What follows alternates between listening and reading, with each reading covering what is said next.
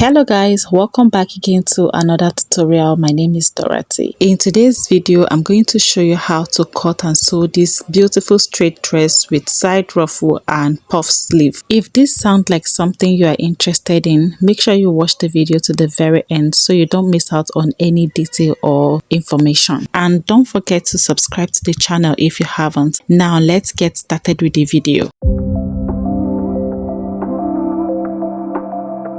I will be using this beautiful crepe fabric for this tutorial, and what I'm having here is 3 yards. The length of this fabric is by 60, although I didn't use the entire 3 yards to make this dress.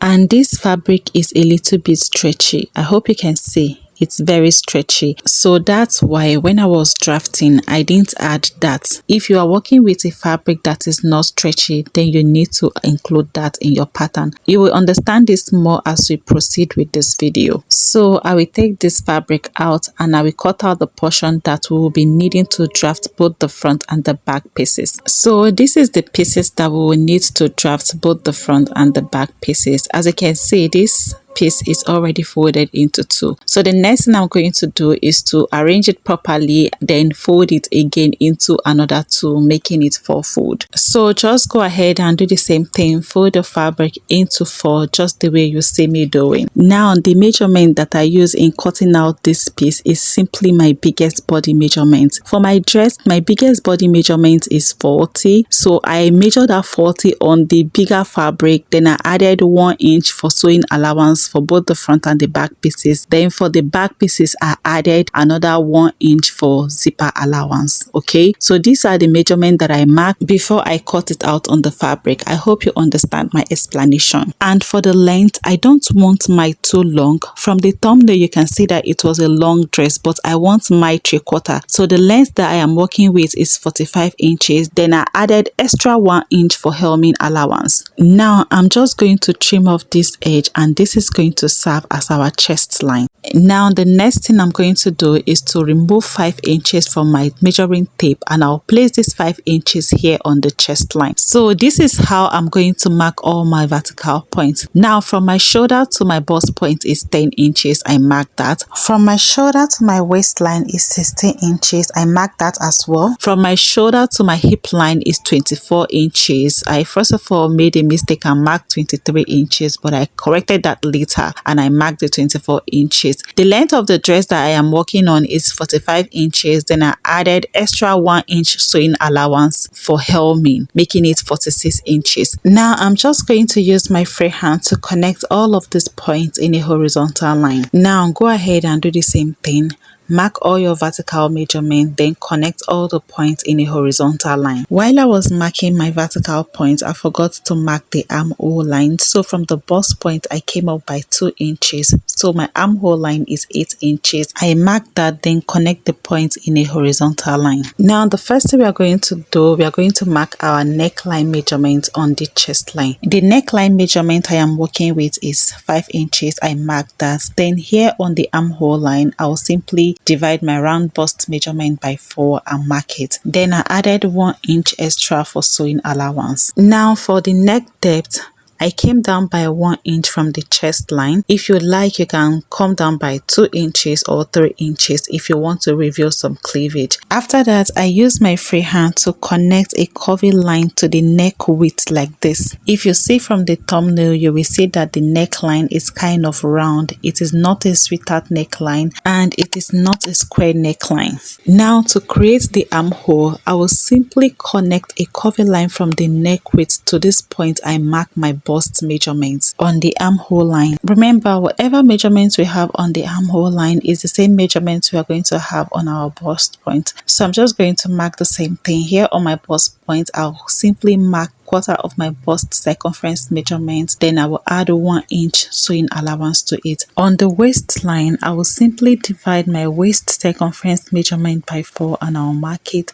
Then I added extra 1 inch for sewing allowance. Here on the hip line, I divided my hip circumference measurement by 4 and I mark it. Then I added extra 1 inch for sewing allowance. As for the length, I want it free. I don't want it pencil. So what I mark on my hip line is is the same thing I have on the length. If you want to use pencil, go ahead and remove 1 inch or 2 inches depending on how pencil you want it to be from your hip measurement. Now you're going to remove this 1 inch or 2 inches from the hip measurement and mark it on the length. Then you add your sewing allowance to it. After that, connect all your points together to form the body shape just the way you see me doing. Now the next thing is to remove the zipper bulge. To remove the zipper bulge, here on the waistline, I'm just going to come in by half an inch and I'll make a mark. Then I will use my free hand to connect this point to the hip line like this, and I will also connect it to the neckline like this. Now let's cut this out.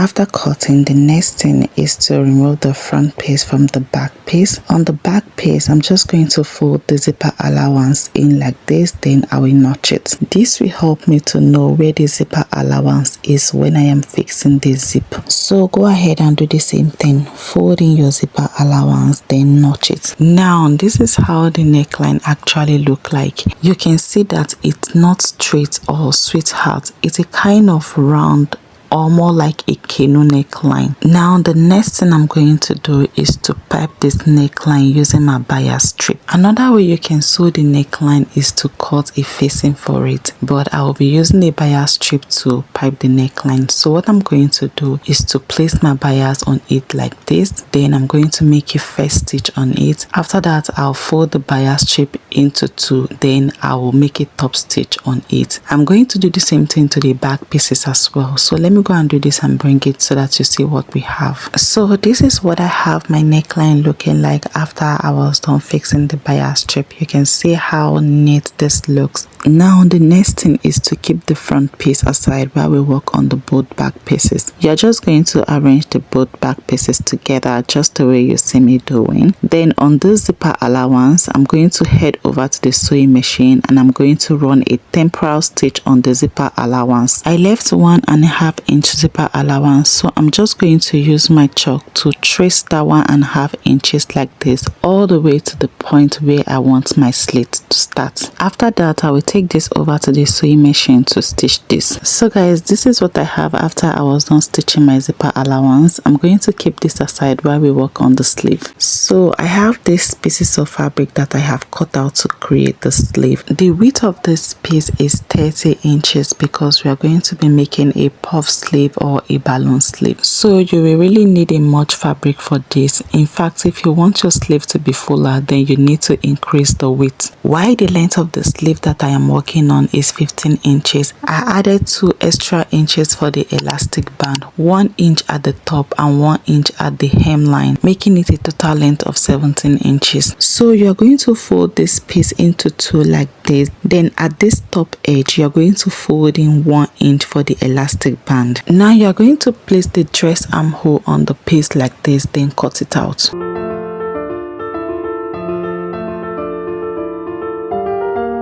So this is what we have our sleeve looking like.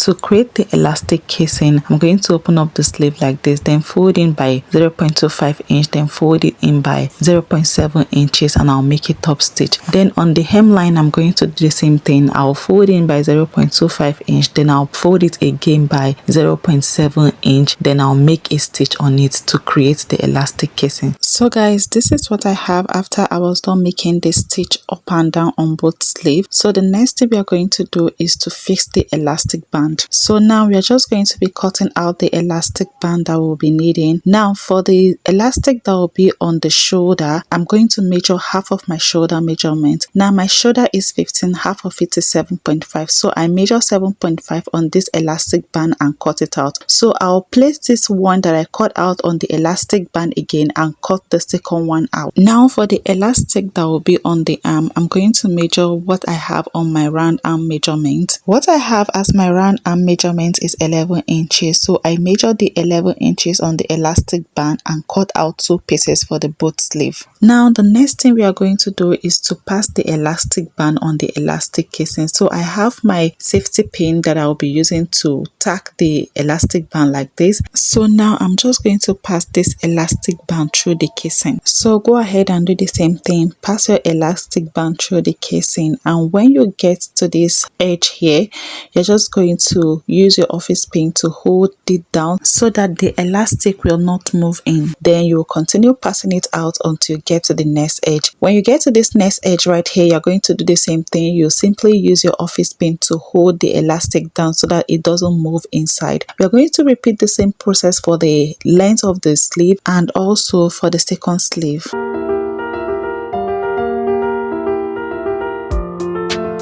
When you're done pinning the edges with your safety pin, now you're going to take it over to the sewing machine and you're going to make a top stitch on them. So guys, this is what I have after I was done making the top stitch. Now the next thing I'm going to do is to fix the sleeve on the dress. So now go ahead and place your sleeve on the dress. You're just going to place the right side of the sleeve on the right side of the dress, that is the front piece. Then go ahead and use your office pin to hold it down. Now you're going to place the second armhole of the sleeve on the back pieces, right side facing each other. Then you use your office pin to hold it down. Once you are done with that, you're going to repeat the same process on the second sleeve. After that, we'll go over to the sewing machine to stitch that down. We will first of all attach the sleeve to the dress before we join the bodies of the dress. Now when I'm joining the bodies of the dress, I'm going to start from the sleeve all the way to the waistline, because there is a ruffle that runs all the way from the waistline to the length of the dress. So my stitch is stopping exactly on the waistline, and we are going to be sewing this using the sewing allowance we left when we were drafting. So let me go and do this and bring it so that you see what we have. So guys, this is what I have after I was done first of all attaching the sleeve, and when I was done with that, I went on to join the bodies of the dress starting from the sleeve all the way to the waistline. So from the waistline down to the length of the dress is still left open because we are going to be fixing ruffles on it. I'm going to turn this over to the right side so that we can fix the ruffles.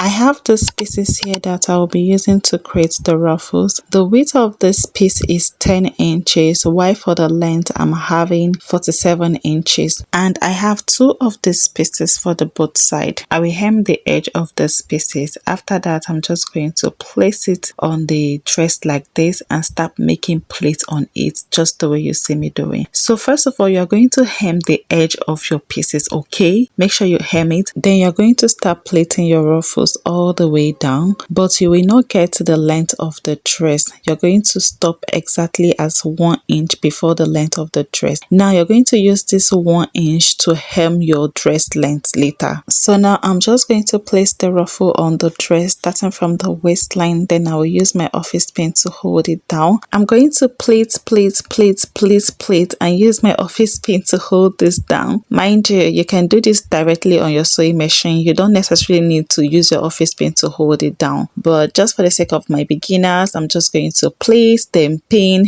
plait, then pin till I get to where I want the ruffle to stop. So guys, this is what I have after I was done creating my ruffles on the both sides. So the next thing I'm going to do is to arrange both the front piece and the back piece together, right side facing each other. Then I'll head over to the sewing machine and I'm going to join the both sides together by the 1 inch sewing allowance that I left. So guys, this is what I have after I was done sewing the ruffles to the dress, and like I told you earlier, I went on to hem the edges of the ruffles. You can see how neat this looks. So the next thing we are going to be working on is to hem the length of the dress and also fix the zipper. So I'm just going to open up the zipper allowance like this. I run a temporary stitch on the zipper allowance so it's easy to open. Now I'm going to head over to my sewing machine and fix this invisible zipper on the dress. So guys, this is what I have after I was done fixing the invisible zipper. shoulder and also helming the length of my dress. You can see how beautiful this is. I really love this dress. It's so comfortable and I hope you're going to try this. Thank you so much for watching this video. If you find this video really helpful, do well by giving this video a thumbs up. Subscribe to the channel if you haven't, and if you have any style inspiration, if you have any question, if you have any suggestion, please let me know in the comment section. I respond to comments, so I will definitely respond to yours. I'm hoping to hear from you. Okay, for now, bye. I will see you all in my next video.